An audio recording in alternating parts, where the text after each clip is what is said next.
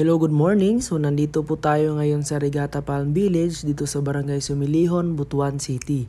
I-check po natin ngayon itong 2-story triplex unit na si Ophel. Ito po ay 2 bedrooms with 1 toilet and bath.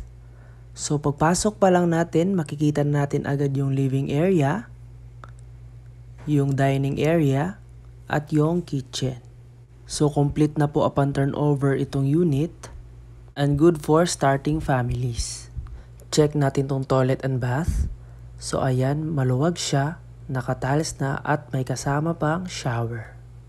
Punta naman tayo sa likod ng unit. Check natin. So ayan, malawak pa. May space pa tayo dito for laundry area, dirty kitchen, or pwede nating pagawa ng another bedroom.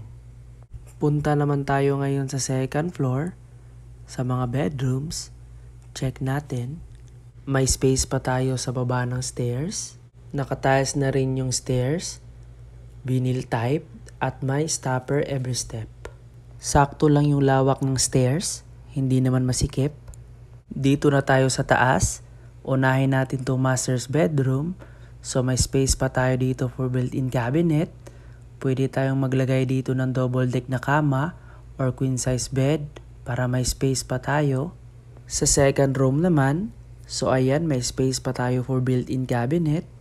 Pwede din tayong maglagay dito ng double deck na kama or queen size bed para may space pa tayo. Sa mga gustong mag-invest, huwag na kayong magpahuli dahil malapit na maubos ang unit at huwag kayong mag-alala dahil tutulungan ko po kayo sa journey nyo. Thank you and God bless.